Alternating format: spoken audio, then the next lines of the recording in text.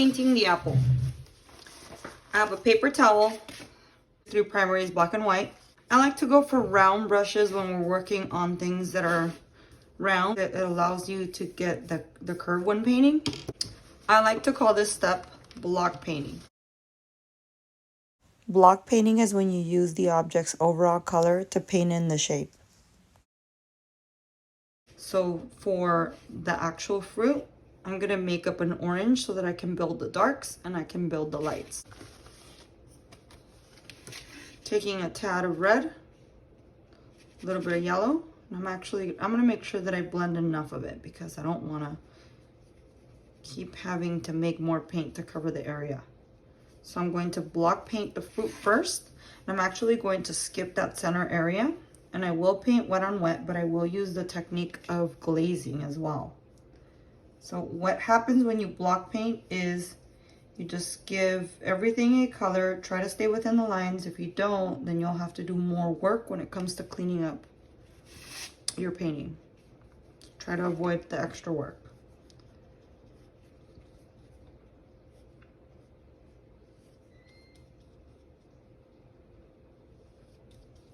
The beauty of the round brush is that it helps to get the curves, whereas the square brush doesn't really help you with that. Any flat shapes benefit from a flat brush, just flat shapes mainly. But for round objects, round brush. All right, I've taken care of this area. I've block painted it. Going to wash it out.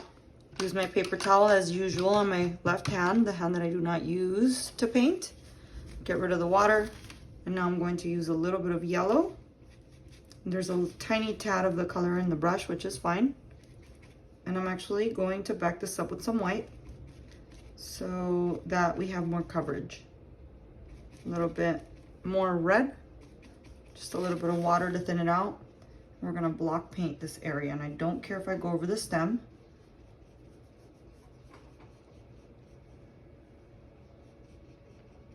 And so right now that we're working wet on wet, use your brush to blend what's there so that you have an easier time. So as usual, wash your brush, get the water out, and then use the bristles that are now clean to sweep the colors around. If this starts to happen where colors are bleeding into each other, don't worry, you can always go back and layer it later. Even though I'm block painting, I took care of this situation so that I have an easier time in the future with blending. Okay, this is complete. And I just realized that there's a highlight here that I could probably use this color for, just to bring it back. The beauty of painting is that you can always layer, so you can always go back and forth and nothing really happens. So continuing the paint blocking process, I'm gonna make some green and we'll use it to block paint all of the leaves.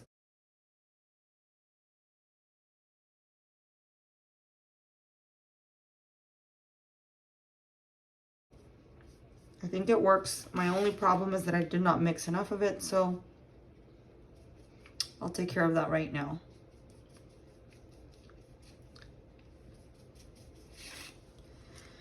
And here we go. My round brush is helping to distribute the colors throughout a little bit easier.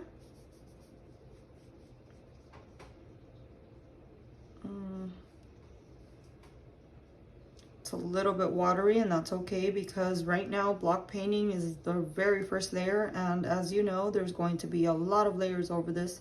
If it's not painted well, it's okay because you're far from finished. So at this point my brush is a little bit thicker than what I need. I'm unable to get into these areas without ruining the work. So what I can do is change it up for something smaller. This is where this brush comes in handy.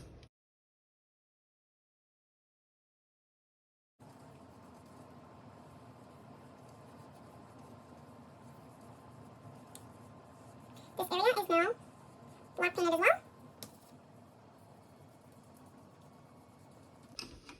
If I'm considering this green to be my mid-tone, I want you to think of these two things. One is establishing the mid-tone. So I'm going to place these here so you can see the process. There's the green. This is the number one, the very first one that we applied, and I'm going to go to the dark greens and to the lights. I'm going to do the same thing for the red. So we'll go back to the plate, pick up the yellow. It dried out, but I can make it. Yellow, red, and we're going to place those up here too so you can see how they develop. So this being the block color or the mid-tone and everything, I'm going to label it for you. We'll put it M for mid-tone, and then we're going to go 1 and 2, 1 and 2, and then 3 and 4. Using this green, I'm now going to create a shade of the green, just a little bit darker, to place the shadows on the painting. So I'm just barely tapping the black because black is very overwhelming, so you need to make sure that you take that carefully. Also, I'm not really wasting paint. I'm trying to be minimal because it's not necessary when you're still investigating the drawing. So I can tell that the top part of the leaf is dark, so I'm going to place those colors here, the shapes. It's basically all of this part. Paint it in. Block paint that in as well. And then of course I'm going to wash my brush in a sec and blend. We have two colors. We have two different values of the green here, which are really going to help. So to keep things consistent, I'm going to make a little bit more of it and match with what's underneath. Might have been too much, we'll see. And so what we're saying is, it was too much. What we're saying is this is the color following the mid-tone. So that's the color I used. It should be a level darker according to the value scale. Here it is. So that's the color that I placed. And that's it. Moving on to this leaf. I can tell that this is just a little bit darker too. And I got a little ahead of myself because I did not paint the stem. So treating this in the same way, I would make up the brown and cover the area. That will be the step after. So now that I have the color down and my brush is washed, I can use the brush. There's nothing coming off on it anymore. And I can just tap. It's like I'm sweeping something to blend the new color. Okay. All right, I'm gonna move on to the stem just to keep everything in order. The stem is brown. I have to think of a color that's in the middle. So I will make up a brown. And I'm trying to use all primary colors. You can use two complementary colors to get it, to get the brown. I'm gonna mix it up with just a tiny touch of white. And I'll paint that in. I think I'm gonna go a little bit brighter. Okay. Here's the color. We can treat that as the mid-tone here. And the first thing we'll do is paint in the stem. Now I recommend using a thin brush for this because it's difficult to stay within.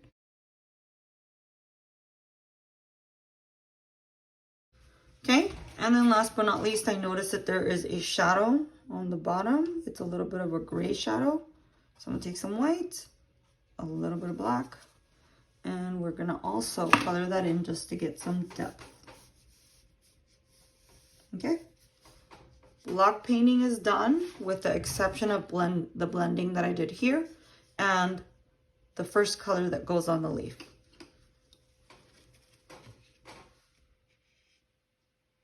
Oh, those were green.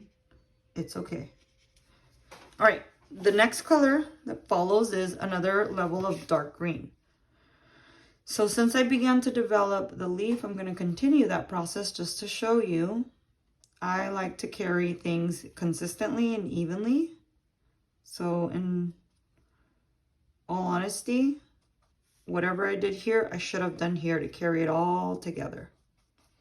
Okay, this should be my next level, right? It's darker than the first one. It's darker than the second one. So Using this really dark color, I'm going to squint my eyes to find the intense dark colors. I can tell they're here. They are in the middle part of the leaf, and also I find a tiny little triangle in the bottom part of the second leaf.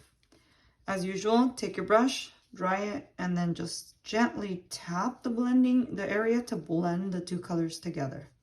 And already that's starting to look 3D. I will take this value one more time. I'm gonna activate it with just a touch of water one more time. And then I'm going to darken the side that touches the apple. And I'm going to carry that down because that's what I see in the picture. And 1, 2, and 3 values of the green are done. Let's come back to the apple and talk about getting some of those values. So we have the red, a little bit of gold. I need to bring this part back and some shadow. So what can I do to get there? Well, if I take some white, back up the color with some white, some yellow, and a hint of red, I can block in the information that I missed, which is here. And here as well. The secret here is to wash your brush and then tap it and blend it as it sets. Take your brush, wash it, get rid of the water, and then tap and blend. I may need to do this a few times because these are called glazes. That means they're see-through, but it's okay if they're see-through. What I want is to begin to build the lightness on the apple. Okay, as that sets, I'm going to reactivate the red with just red.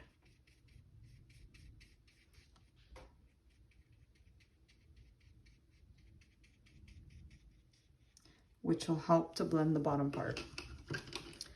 So now take your brush again, get rid of the water, and gently tap the two colors together.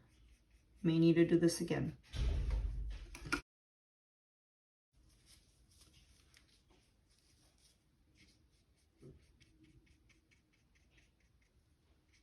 Notice that I'm not going back into the center anymore.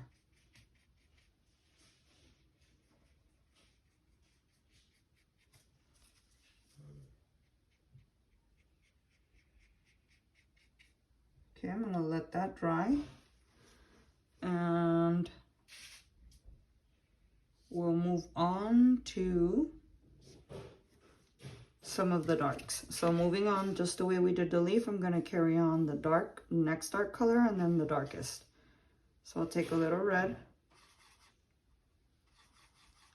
and instead of using black, I'm gonna activate it with the complementary color, which is green. That'll give me the second value, and then I can begin to build the shadow that is showing up on the right.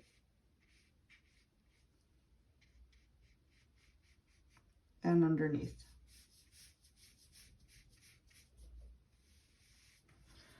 Take your brush, wash it, and then gently change the pressure, gently blend out your shadow, the next color, that one. Okay, looks like we need to wait just a tiny bit to get these colors to set. I'm going to go back up to the top and get some of that golden color to happen. So I'm going to repaint that.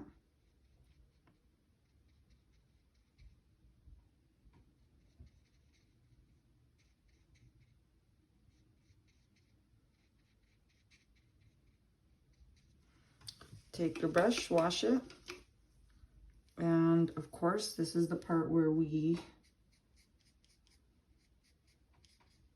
tap and move. Tap and brush around, tap and brush around. Make sure you're blending these colors. So there's like a watery consistency. It's almost like painting with watercolor at this point. And I'm tapping, getting those two to blend. Okay, we can do one more layer here of yellow and white to bring this area back. I know it looks scary, but it'll work.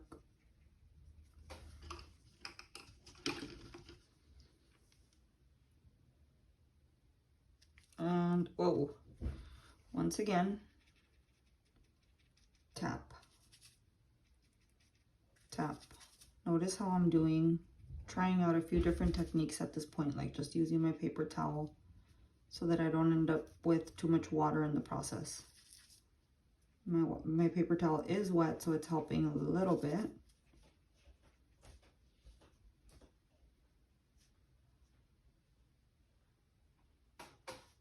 And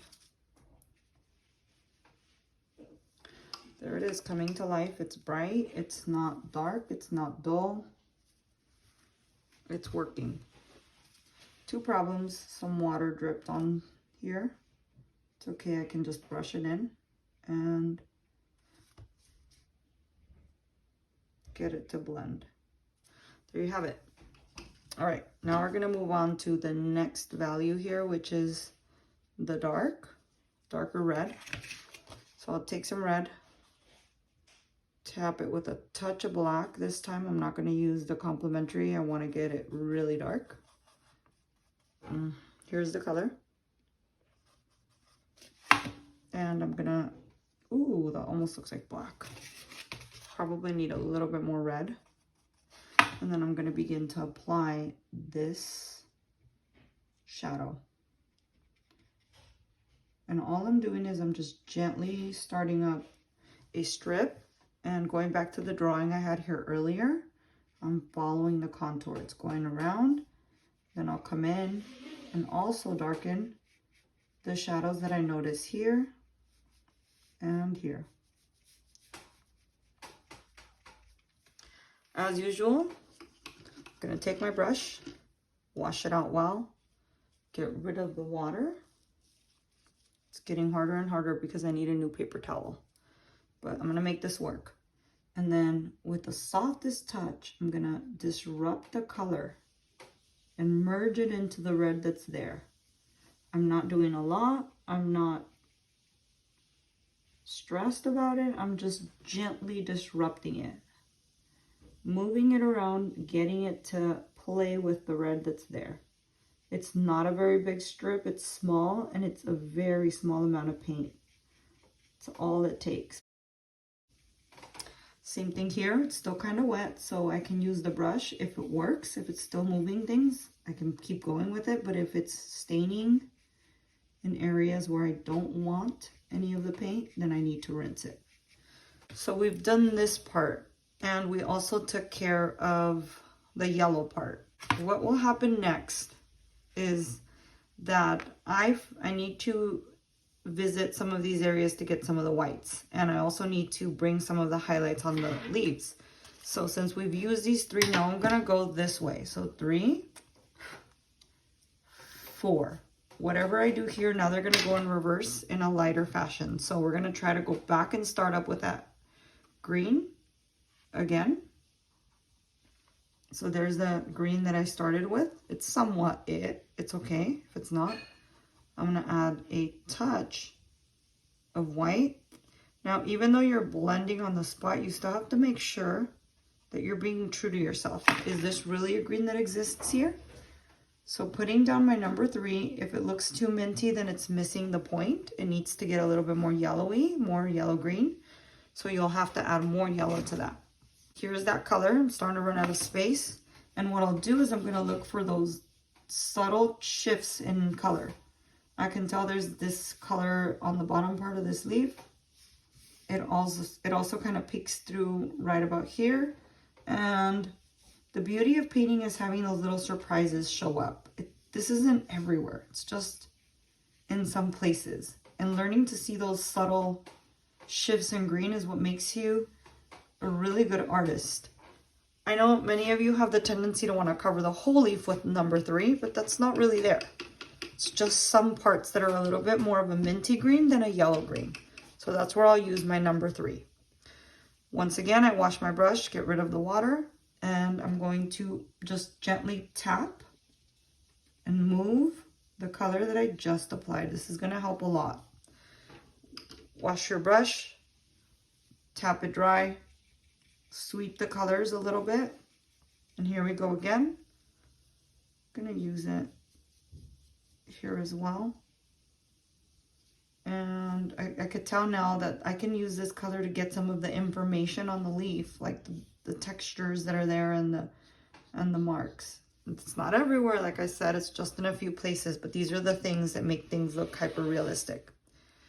Taking my brush once again, and now I'm going to add more yellow to this because I feel like it could get more yellow. More yellow green with some white. All right, this could be our number 4. So it's getting exciting because now I'm going to paint in this shape, even though I kind of ignored it.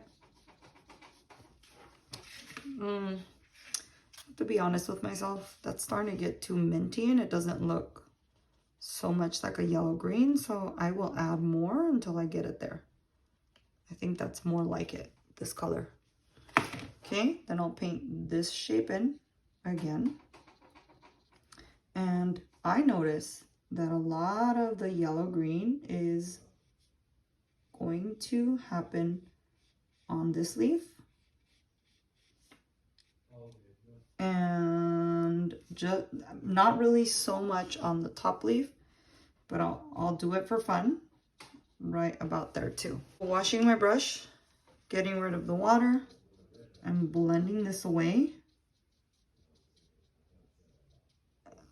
Point 2, get us closer to the end. Same thing. And there it is. So now the green area is done for the most part. I can keep going in with detail brushes and back and forth and move things as much as I want, but this could pretty much be done because of the different shifts in color. So me, because I understand color theory and all of that, I'm probably going to want to do more things like paint that line, get some of the information here just a little bit, you know, getting it to show up. Blending that out. Those are the teeny tiny little fun parts that we do, that we focus on when we're painting. See? So this seems to be done for now. Now I'm going to focus back on this area. So that's there. It's not that dark. It's doing its job. It's telling us that it's round. There is a highlight here. It's kind of like a lighter highlight. The best thing to have done would have been to leave it alone like we did at the top, but I forgot. So when that happens, I have to work in reverse.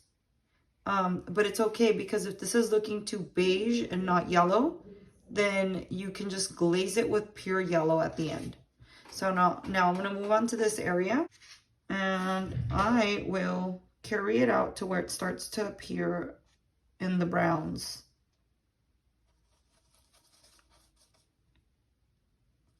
Be honest with yourself. If it's not quite there, then don't put it down. You're just going to have to fix the problem later.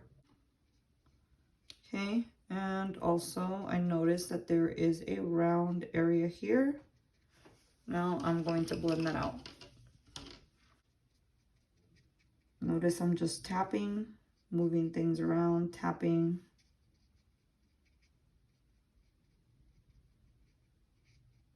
I picked up the color. I picked up the color because it wasn't dry. So you can see this is one of those situations. I have to be patient and then I have to reapply. I actually went in with a little bit of black here. And using the same brown, I'm going to take it one level just like usual. This is pretty much my number 1. And I can even use it to begin to build the stem, just looking for the shadows. And I'm just tapping because it's texture. And with the same color, I can come back and begin to build this crevice too. So you can see it's starting to show up.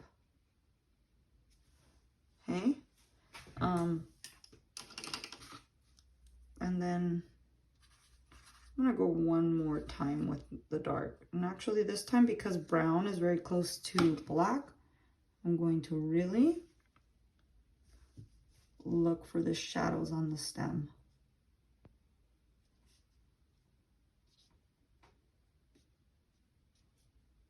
There's even a little peak there. I can use this same black to come back and sharpen some of the line work on this leaf. And if necessary, I will blend it. Can even use this dark to bring in this shadow, but of course it's very heavy, so I need to blend it. I'm using a different brush this time just because I'm... And then of course these cannot stay there as lines. You kind of have to merge them around too. Look at that. All right, going back and fixing this area. It's not ready, it keeps lifting up. I think this might be okay. So to correct this pinkish area that just happened, all you need to do is glaze it with yellow. So when we were talking about getting the red, so we got red, 1, 2, now we can go this way. This is where it gets really tricky because you can mess it up. What I need to do is I need to get these pink colors to happen in this area, which is to take it one level back here, but it shouldn't be so obvious because the picture says it's lighter, but it's not pink. So I have to develop that color. And to do so, I have to be really careful. And it's not really showing up. I can see it starting to muddy up my picture. So if it does, it might be best to just leave that area alone. See, that's a lot more like it. What I used to combine was an orange with a tiny touch of white. And I'm being very selective about where I place it. Here is one place to place it, up here.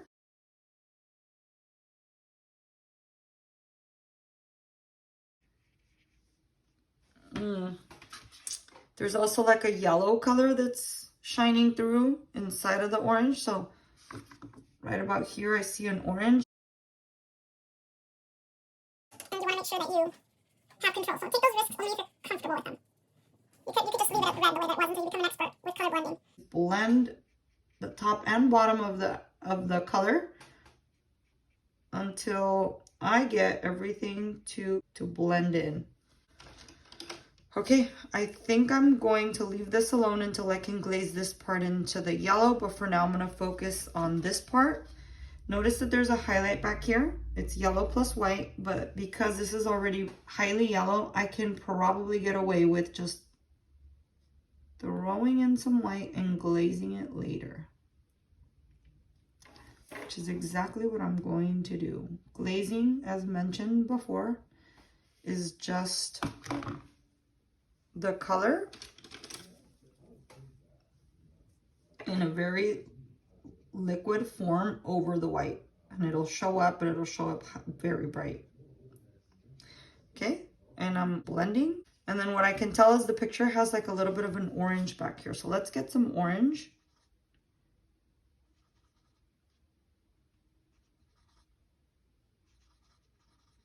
This is a good orange, and then apply that back there so that it feels like it's the outside edge.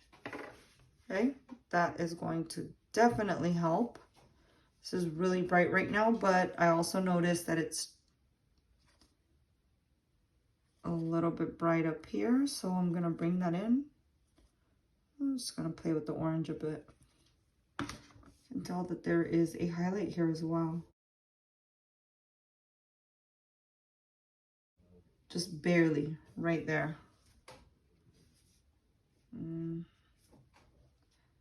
So using this baby brush, we're gonna brush out the edges of the color. We have this to do still. Something like a cream can get the stem to show up. I can always glaze it in orange, and then some of the highlights there. The color that goes here, I might just skip, but it really is red with white. And what I can do with the color that is before, I actually need to add more yellow to that color. the color that is my number 4. So 1, 2, 3, and 4. This is probably what will help with the highlights. So here it is, that pinkish, which is telling us it's the brightest color. I can use a thin brush and begin to build the highlight. And all I'm doing is brushing that area gently and creating some of the textures. Pull some of the textures up here too. Grab a brush, get rid of some of the water, and just tap over it until it fades away.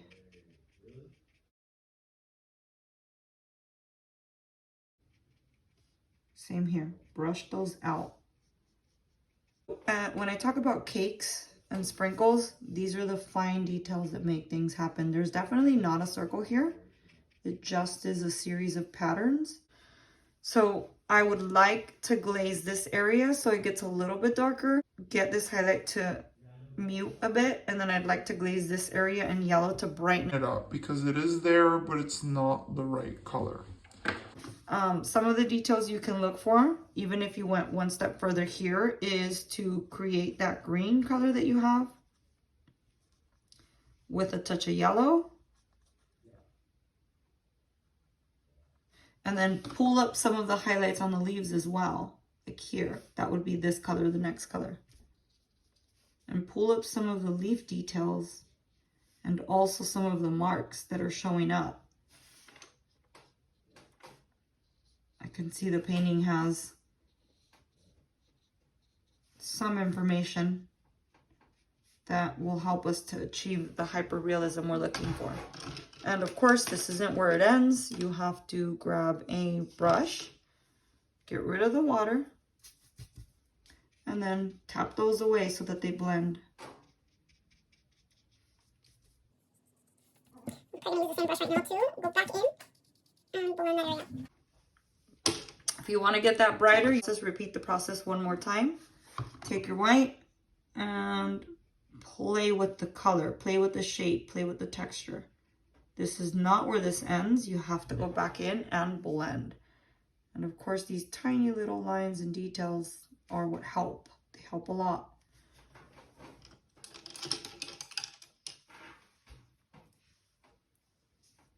I gotta go back in and, whoa, too much water.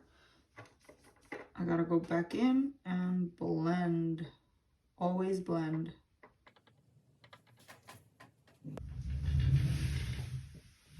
Some of the shadow information, like this, if this was the mid-tone, then I'm observing that this gets dark, obviously. Just go in with the next color, the darkest color, and blend that out. Always blend things out. All right, there are some color modifications that I need to do, like here. I want to get that to look yellow. So taking a little bit of white to back it up, some yellow, and painting that area. Actually, that didn't really show up. So getting an orangish color, backing it up with some white, and then painting that. That'll help. I do notice that this color exists at the bottom part right about there. And if I want to emphasize some of the colors, I can bring it here as well. We'll glaze that next, but I want to revisit this area. That area is like a brown. So I'm going to look for a brown. If I don't have anything active right now, I can just make it up really quick. That's the beauty of being a painter. You can just get away with things even though no, it's not there anymore. That got tad brownish. I need to cool it off. I'm going to take a little bit of black. I'm happy with this. Take this color and draw with it. This is the nice part about ending products. You're just working on details. So you want to draw these shapes.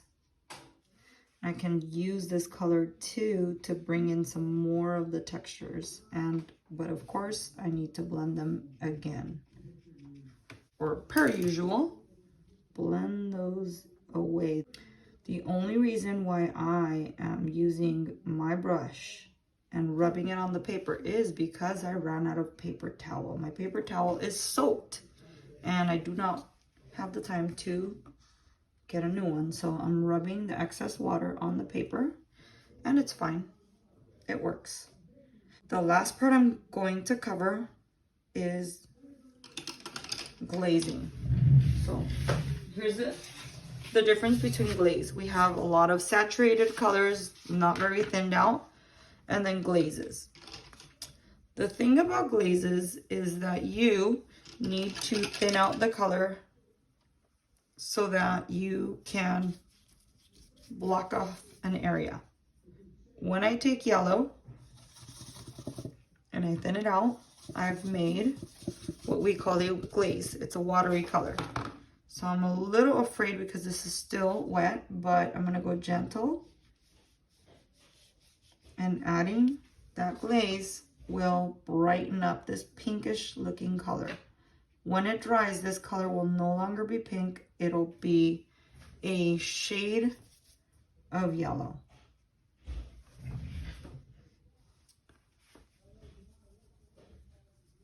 I can do the same thing here, and I can even make this a little bit darker by using this yellowish color and taking it one level darker, maybe making it into a brown a bit,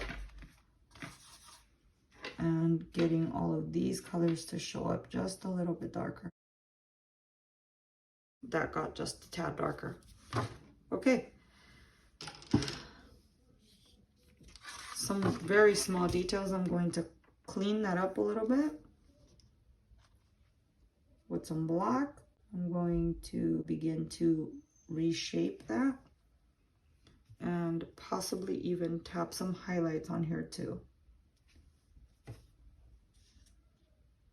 I'm using a very fine tip brush to reshape the stem. There are a few more details that need to take place here, but you have the process down. Just to recap, you block paint, you apply whatever midtone you think there is for every part of the painting. The stem, this area, the leaves, the apple, everything. Once you do that, you move on to the next color, whatever color that is, and then the darkest color. Then you move in the opposite direction by putting in the second brightest color and then the brightest color. And at the end, use a finer tip brush to get a lot of the information, a lot of the details down. But don't forget, you are still responsible for blending. You always have to blend, even if it's just one edge. That is what makes things look realistic. As long as you follow those tips, you will get better and better with every project. Promise. All right. Thank you for watching.